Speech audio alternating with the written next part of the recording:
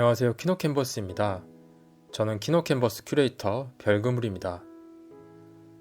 5시부터 7시까지의 클레오, 행복, 노래하는 여자, 노래하지 않는 여자, 방랑자, 이삭 줍는 사람들과 나, 바르다가 사랑한 얼굴들. 혹시 이 영화들의 제목을 듣고 떠오르는 사람이 있으시나요? 이 작품들을 연출한 감독은 바로 아네스 바르다입니다.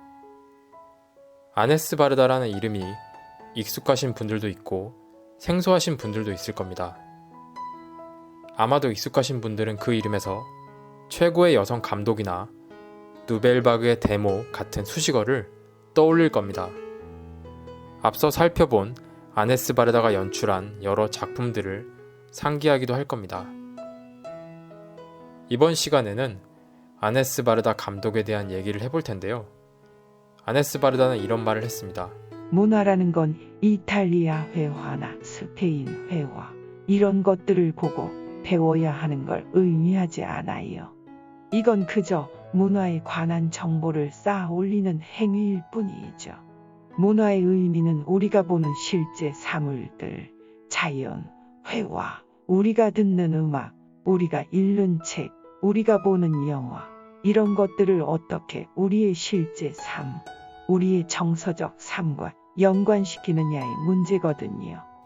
그래서 저도 이번 시간에 아네스 바르다 감독을 통해 제가 주관적으로 느낀 것들을 아네스가 말하는 바르다라는 영화를 중심으로 이야기해보려 합니다.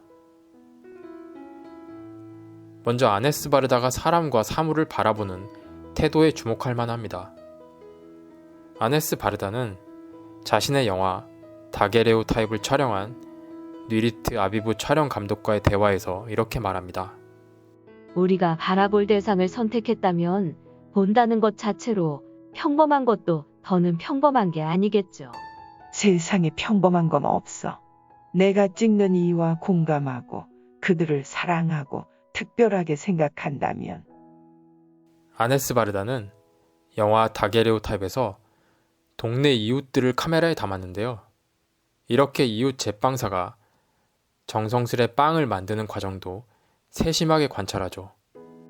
이삭 줍는 사람들과 나에서는 모양이 규격에 맞지 않아 벌판에 버려진 못난 감자들에게도 애정 어린 시선으로 카메라를 들이댑니다.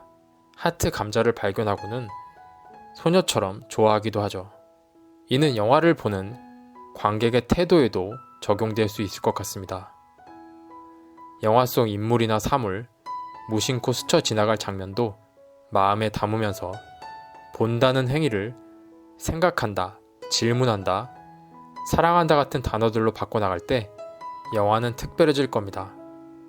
아네스 바르다는 영화 감독으로서 유명하지만 설치 미술 작가로서도 상당히 독창적인 자기 영역을 갖고 있는데요. 아네스 바르다의 설치 미술 작품들은 그녀의 영화 작업과도 연결되어 있습니다. 저는 아네스 바르다의 설치 미술 작품들이 영화를 감상하는 방식에 관해 많은 통찰을 준다고 생각해서 이에 대해 얘기해보려 합니다. 먼저 섬과 그녀라는 작품인데요. 프랑스의 누아르 무티의 섬은 썰물 때만 바닷길을 통해 갈 수 있는 섬이라고 합니다. 아네스 바르다는 이를 형상화해서 밀물 때는 들어갈 수 없고 썰물 때가 돼야 들어갈 수 있는 전시장을 만들었는데요. 전시장에는 이렇게 밀물과 썰물의 시간표가 있습니다. 관객들은 밀물 때는 이렇게 바다 영상을 보며 대기해야 합니다. 썰물 시간이 돼서 영상의 바닷길이 보이면 차단기가 올라갑니다. 관객은 그때 이렇게 전시장 안으로 입장할 수 있습니다. 마치 관객이 영화 속으로 들어가는 것 같죠? 영상 안으로 들어간 관객은 전시 공간에서 누아르 무티의 섬에 관한 다양한 것들을 관람할 수 있습니다. 아네스 바르다는 영화 오두막이라는 것도 만들었는데요. 이 작품은 아네스 바르다의 영화 행복을 오두막으로 표현한 것입니다. 오두막 바깥에는 영화의 필름통을 재활용해서 아치 형태의 문을 만들었습니다. 오두막 안에는 커다란 해바라기가 자리하고 있는데 이는 영화 행복의 오프닝을 상기시킵니다. 이 오두막은 영화 행복의 필름을 사용해서 지어졌습니다. 말하자면 섬과 그녀나 영화 오두막은 영화를 공간화한 것인데요. 관객들은 이 작품들을 통해 영화를 공간적으로 체험할 수 있습니다. 이는 아네스 바르다의 영화에 대한 태도와도 연결됩니다. 아네스 바르다는 이렇게 말합니다. 관객들에게 이미지와 함께 스스로 영화를 읽을 수 있는 공간을 제공하는 게 중요해요. 창작자들은 영화를 이해하는 관객들의 능력과 지성을 존중해야 합니다. 영화는 관객이 퍼즐 조각들을 맞춰서 만들어내는 그림과 같아요. 늘 몇 개의 퍼즐 조각은 없을 텐데 그 나머지 퍼즐을 창조하고 상상하는 것 관객의 몫이죠. 이처럼 영화를 감상한다는 것은 영화가 열어주는 공간을 관객의 창의력과 상상력으로 채워 넣으며 영화를 함께 완성해 가는 것과 같습니다. 이 작품은 누아르 무티에의 세폭화라는 작품입니다. 세 식구가 식탁에 앉아있죠. 멀리서 보면 이렇게 세 부분으로 이루어져 있는데요. 오른쪽과 왼쪽 두 개의 영상은 가운데 영상의 외 화면입니다. 즉, 화면의 바깥 부분입니다. 이 두 부분은 창문 형태로 만들어져 관객은 이 외화면을 열어서 볼지 아니면 닫을지 선택할 수 있습니다. 이렇게 노파가 문을 열고 오른쪽으로 나가면 오른쪽 외화면에 노파가 나타납니다. 남자가 문을 열고 왼쪽으로 나가면 이렇게 왼쪽 외화면에 남자가 나타납니다. 아네스 바르다는 이 작품을 만든 이유가 영화를 볼 때 늘 화면 밖이 궁금했기 때문이라고 말합니다. 우리가 영화를 볼 때 카메라에 담기는 영화 속 공간을 내 화면 공간이라고 합니다. 내 화면 공간은 육면체의 형태를 띠고 있죠. 그런데 사실은 눈에 보이진 않지만 이 내 화면 공간 바깥, 즉 상하, 좌우, 전후에는 6개의 외 화면 공간이 존재합니다. 재밌게도 카메라가 존재하는 영화 앞쪽의 외 화면 공간은 관객이 자리하는 곳이기도 합니다. 외화면 공간은 관객이 채워나갈 퍼즐처럼 남겨지는 경우가 많은데요. 아네스 바르다의 영화 방랑자에서 정처 없이 방랑하는 모나는 모든 것에 무심하고 시니컬한 사람입니다. 그런 모나가 한참 동안 무언가를 바라보는 장면이 있는데요. 영화는 끝내 화면 바깥에서 모나의 시선을 잡아끄는 것이 무엇인지 알려주지 않습니다. 관객의 상상에 맡기는 것이죠. 아바스 키아로스타미 감독의 사랑에 빠진 것처럼의 오프닝에서는 말소리가 한참 동안 들려오는데요. 관객은 당연히 내 화면 공간에서 나는 소리라고 생각하고 화면 속에 있는 많은 사람들 중에 소리의 주인을 찾을 겁니다. 그러다 그 소리가 화면 밖에서 오는 소리라는 걸 알게 되는데요. 관객은 왜 소리의 주인공이 화면에 등장하지 않는지, 왜 이런 식으로 연출했는지 질문하고 외화면에서 말하는 인물이 어떤 모습일지 상상하게 됩니다. 외화면 공간을 활용해서 관객들이 능동적으로 영화를 감상하도록 만드는 것이죠. 아네스 바르다의 이 작품은 해변을 표현한 것인데요. 이 작품은 세 부분으로 나눌 수 있습니다. 벽면에 파도가 찍힌 사진이 있고 바닥 안쪽에는 파도가 철썩이는 영상이 있습니다. 그리고 바닥의 바깥쪽에는 실제 모래가 깔려 있습니다. 그러니까 현실의 사물과 그걸 재현한 영상, 그리고 사진이 나란히 놓여 있습니다. 아네스 바르다는 현실과 그걸 재현한 것을 가까이 두는 걸 좋아해서 이 작품을 만들었다고 말합니다. 이 작품은 제게 영화의 구조를 표현한 것으로 느껴졌습니다. 영화라는 매체를 활짝 펼치면 이런 형태가 나타나겠죠. 영화를 볼 때 우리 눈에는 영상 속 해변만 보이지만 사실은 이미지와 현실이 이렇게 나란히 공존하고 있습니다.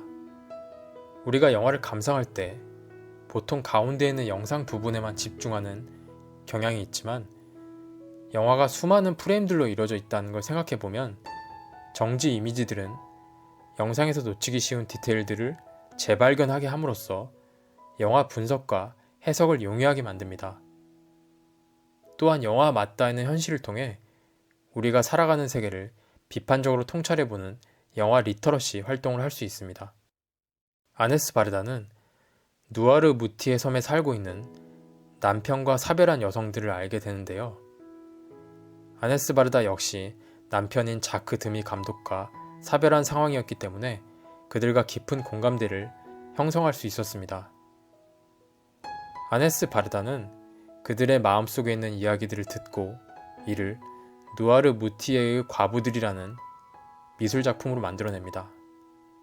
이렇게 중앙의 큰 화면에 남편과 사별한 여성들이 모여있고 그 주위 14개의 작은 화면에 14명의 여성들 한 명 한 명의 영상이 나옵니다. 이 중에는 아네스 바르다 감독도 있습니다. 관객들에게는 14개의 의자가 주어지고 의자마다 설치된 헤드폰을 통해 14명 중 한 사람의 이야기를 들을 수 있습니다. 아네스 바르다는 많은 관객들이 한 화면을 바라보는 경우가 보통인데 이런 식으로 관객과 영상의 관계를 바꿔보는 게 흥미로웠다고 말합니다. 또 아네스 바르다는 관객들은 각자 한 명의 이야기만 듣지만 한 공간에 모여있기 때문에 개인적인 것과 집단적인 체험이 섞여 있다고 말합니다. 우리가 영화를 볼 때도 보통 한두 명의 주인공에게만 동일시해서 영화를 감상하지만 이 작품이 보여주는 것처럼 화면 속에 등장하는 모든 인물들은 저마다의 이야기를 지니고 있습니다. 아네스 바르다의 영화 방랑자를 보면 카메라는 방랑자인 주인공 모나의 여정을 따라가지만 때때로 모나가 길 위에서 지나쳤던 사람들에게 머물며 그들의 이야기와 목소리를 들려주기도 합니다. 우리가 영화를 볼 때도 인물들 저마다의 이야기에 귀 기울이고 또 이야기에 비어있는 부분을 상상해 본다면 어떨까요? 이를 통해 주인공뿐만 아니라 다양한 인물들을 동일시해서 그 사람의 관점으로 영화를 감상해 보는 것도 재밌을 겁니다. 아네스 바르다의 미술 작품처럼 한 편의 영화를 보면서도 각자가 동일시하는 인물이 다르기 때문에 영화를 본 사람들과 감상을 나누면 영화가 훨씬 입체적으로 다가올 것입니다. 마지막으로 아네스 바르다의 이 작품은 프랑스에서 의인을 위한 국가 기념식을 거행할 때 전시된 작품이라고 합니다. 아래쪽에 놓여있는 사진들은 2차 세계대전 시기에 위험을 감수하고 유대인을 구한 수많은 의인들의 사진입니다. 농부, 목사, 성직자, 여교사 등 이름 없는 이 의인들이 유대인 아이들 수천 명의 목숨을 구했다고 합니다. 그리고 사진의 양쪽에는 두 편의 영화가 보이는데요.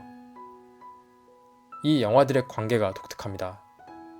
왼쪽에 보이는 흑백 영화는 인물들을 멀리서 찍었고 오른쪽의 컬러 영화는 왼쪽에 있는 영화와 동일한 상황에서 인물들을 가까이서 촬영한 것입니다. 왼쪽에서는 이렇게 유대인들이 체포되는 상황이 멀리서 보입니다. 오른쪽에서는 인물들을 가까이서 볼 수 있고 컬러로 표현되어 상황이 더욱 생생하게 느껴지죠. 아네스 바르다는 왜 이렇게 두 개의 채널로 영화를 구성한 것일까요? 아네스 바르다는 보통의 영화는 왼쪽과 오른쪽의 영상이 합쳐진 형태라고 말합니다. 실제로 왼쪽의 영상은 거의 롱쇼트나 풀쇼트로 이루어져 있습니다. 반면에 오른쪽의 영상은 미디엄 쇼트나 클로즈업으로 구성되어 있죠. 대부분의 영화에는 롱쇼트, 풀쇼트, 그리고 미디엄 쇼트와 클로즈업이 모두 등장하죠. 아네스 바르다는 대부분의 영화와 달리 이 영화를 보기 위해서는 관객이 왼쪽과 오른쪽으로 고개를 돌려가며 몸과 머리로 두 개의 영상을 하나로 재구성해야 한다고 말합니다. 관객들이 능동적으로 영화의 퍼즐들을 하나로 합치지 않으면 영화를 온전히 감상할 수 없는 것이죠. 저는 개인적으로 이 두 개의 영상이 동일시와 거리두기에 대응하는 것으로 느껴졌습니다. 왼쪽의 영상을 통해 멀리서 거리를 두며 전체적인 상황을 감망할 수 있다면 오른쪽의 영상을 통해서는 인물 한 명 한 명에 동일시하며 화면 속에 들어와 있는 것처럼 느낄 수 있습니다. 전자에서 인물의 감정과 디테일을 느끼고 체험할 수 있다면 후자에서는 전체적인 상황을 알고 인물 간 구도와 관계를 사유할 수 있습니다. 아네스 바르다의 작품처럼 역사를 온전히 알기 위해서도 동일시와 거리두기가 모두 필요하겠죠. 아네스 바르다는 이렇게 말합니다. 결국 영화란 건 이미지와 사운드를 이용해 하나의 구조물을 만드는 거예요. 그리고 이 영화는 효과를 일으키죠.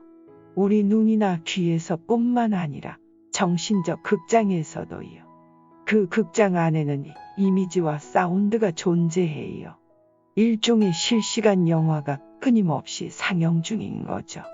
이제 우리가 보는 영화는 내부로 들어와 기존의 것들과 뒤섞여요. 제가 중점을 두는 건 제 영화가 불러일으키는 효과들, 지각, 인식, 부수적인 영향들이에요. 그리고 열려있는 영화를 만들어 관객이 늘 갈망하던 것들을 찾을 수 있길 바라죠. 무언가를 표현하고 상상하고 보고 관찰하는 방법을 터득할 수 있길 바라고요.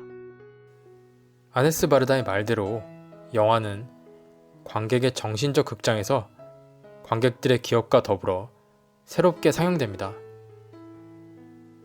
영화를 통해 삶의 퍼즐을 발견하여 여러분의 정신적 극장이 더욱 풍성해지길 기원합니다. 그럼 이번 시간은 여기서 마치겠습니다. 감사합니다.